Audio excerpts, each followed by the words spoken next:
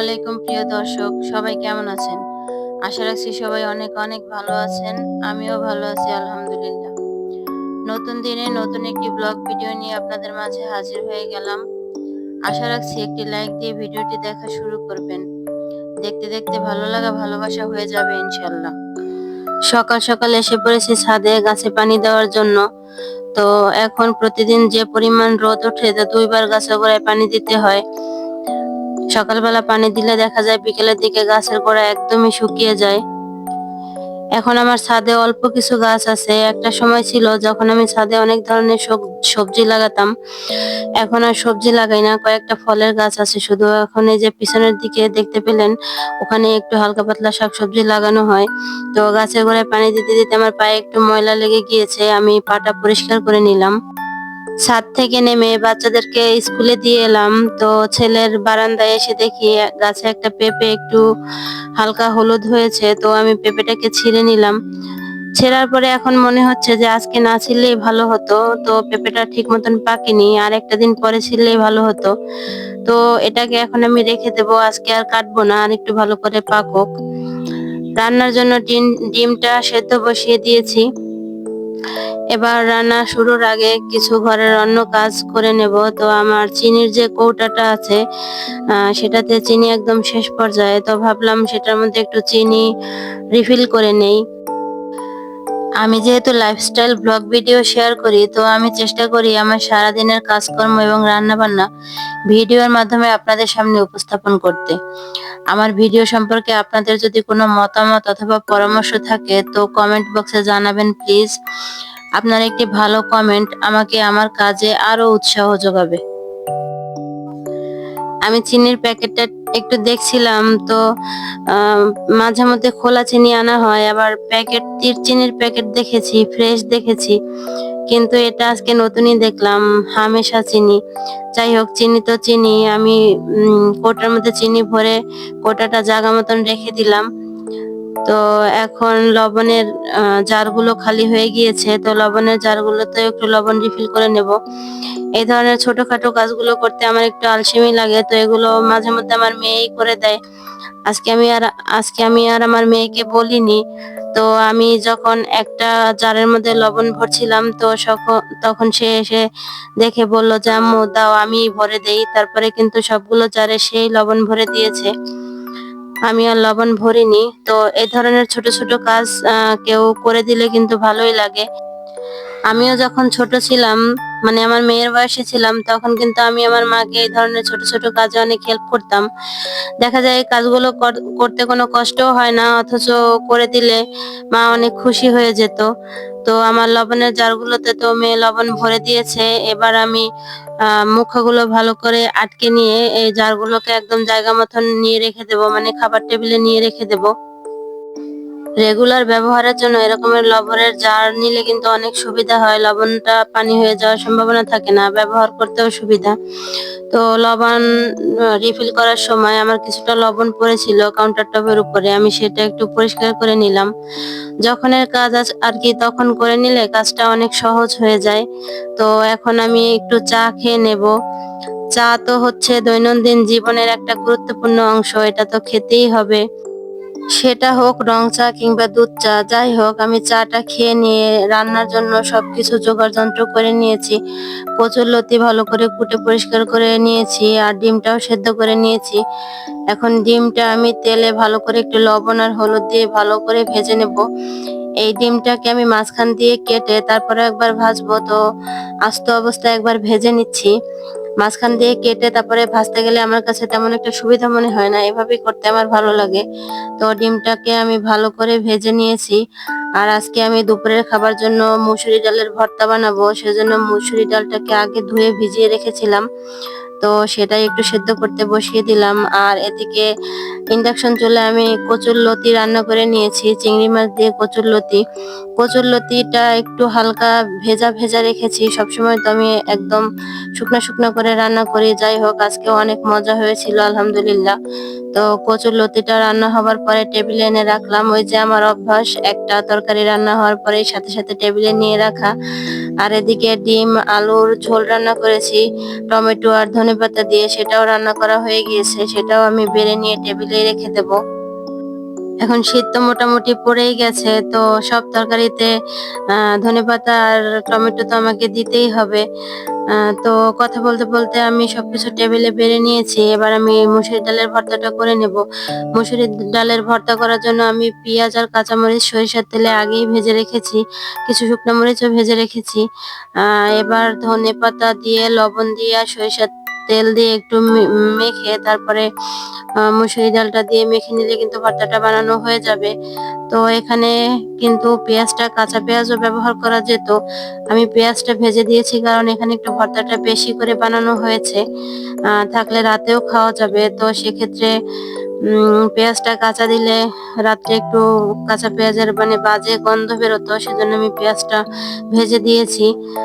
তো আমার রান্না বাড়া শেষ, সবকিছু টেবিলে দিয়ে রেডি করে দিয়ে আসে আমি গোসল করতে যাব। তো যাওয়ার আগে ভাবলাম বেসিনটা, কমন বেসিন যেটা, সেটা একটু বেশি ময়লাই হয়েছে, সেটা একটু পরিষ্কার করে যাই। তো আমি হারপিক দিয়ে রেখে 10 মিনিট রেখে ধুতে চেয়েছিলাম, কিন্তু হারপিক দিয়ে রেখে আমি একদম ভুলে গিয়েছিলাম। তো আমি প্রায় আধা ঘন্টা পরে এসে এখন বেসিনটাকে ধোবো। তো এই যে ব্রাশটা, এই ব্রাশ বা কি বলে, যাই হোক, এটা দিয়ে বেসিন পরিষ্কার করতে কিন্তু অনেক সুবিধা। এটা আমি বেস্ট বাই দিয়ে নিয়েছিলাম, আমার হাজবেন্ড নিয়ে দিয়েছিল আর কি। তো এটা দিয়ে ভালো করে ঘষে ঘষে এখন আমি এটাকে পরিষ্কার করে নেব। বেসিন এমনিতে হারপিক দিয়ে পরিষ্কার করলে বেশি ঘষাঘষি করা লাগে না, অল্পতেই পরিষ্কার হয়ে যায়। ভিডিওর এই পর্যায়ে আমার দর্শকদের কাছে আমার একটা অনুরোধ, ভিডিওতে দেখানো কোনো অংশ যদি আপনাদের ভালো লেগে যায় তাহলে আমার ভিডিওতে একটা লাইক দিয়ে দিবেন প্লিজ। আর যারা ধৈর্য ধরে এখন পর্যন্ত আমার ভিডিওর সাথে আছেন তাদেরকে জানাই অনেক অনেক দোয়া ও ভালোবাসা। আপনারা যারা এ ধরনের লাইফস্টাইল ভিডিওগুলো দেখতে পছন্দ করেন এবং আমার চ্যানেলটি আজকে নতুন ভিজিট করছেন, তারা চাইলে আমার চ্যানেলটি সাবস্ক্রাইব করে আমার পাশে থেকে যেতে পারেন।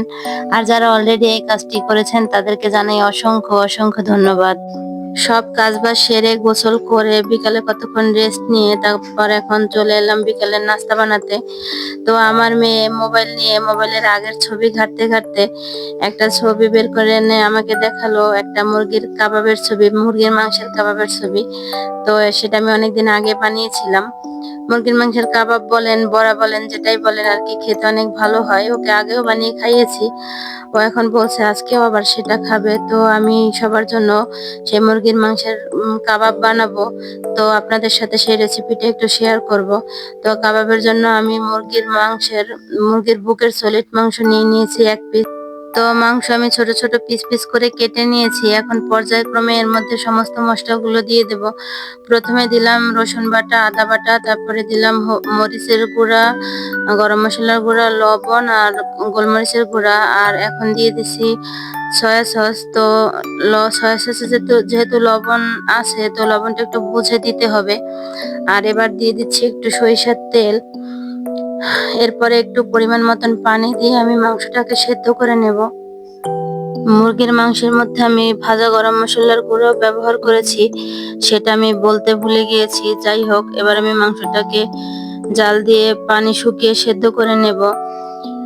তারপরে আমি এটাকে একটা প্লেটের মধ্যে ঢেলে নেব। ঢেলে নিয়ে হাতের সাহায্যে ডলে ডলে মাংসের আঁশগুলোকে ছাড়িয়ে নেব, মানে মাংসগুলোকে একদম ঝুড়ো ঝুড়ো করে নেব আর কি।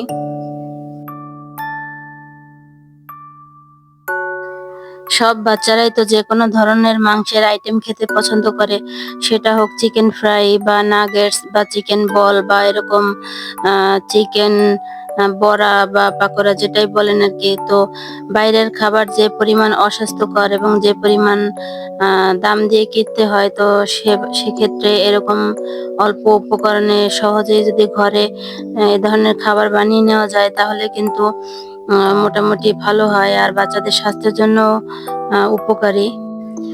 আমি সেদ্ধ করা আলু আর সেদ্ধ করা মুরগির মাংস একসাথে চটকে নিয়েছি।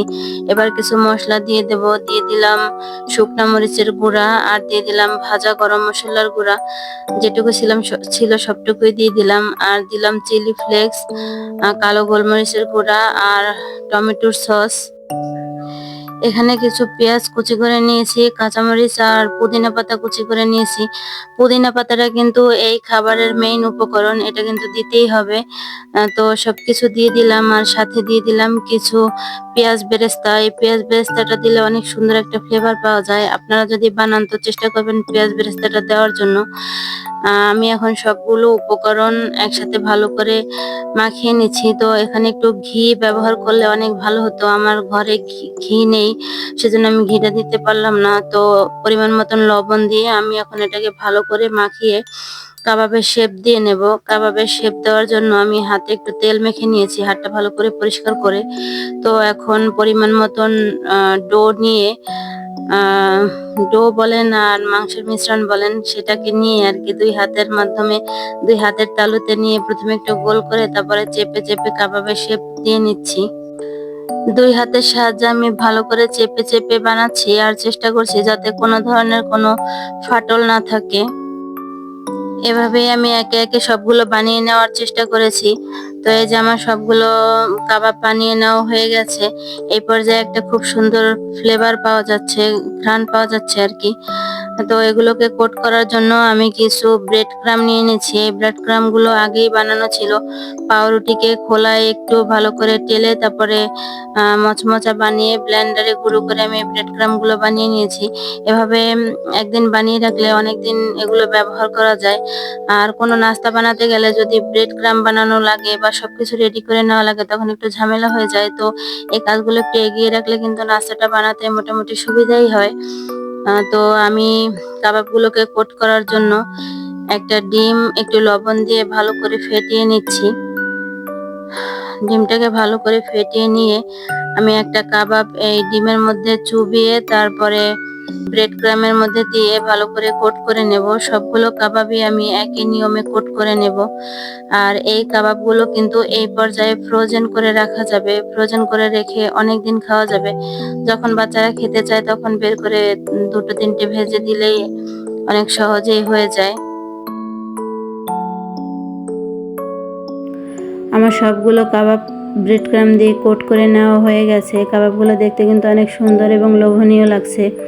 তো এখন আমি এগুলোকে ভেজে নেব। এগুলোকে কিন্তু আমি ডুবো তেলে ভাজবো না, অল্প তেলেই ভাজবো।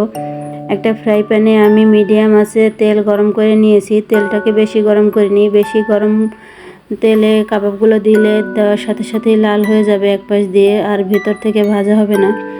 তো আমি অল্প আঁচে অল্প তেলে কাবাবগুলোকে সময় নিয়ে ভেজে নেব। আর এক পাশ লাল হলেই তারপরে অপর পাশে উল্টে দেব। এই যে আমার কাবাবগুলো ভাজা হয়ে গেছে এক পাশ। এবার আমি হালকা হাতে কাবাবগুলোকে উল্টে দিচ্ছি, কারণ এই পর্যায়ে কাবাবগুলো অনেক নরম থাকবে। বেশি নাড়াচাড়া করলে আবার ভেঙে যাওয়ার সম্ভাবনা আছে।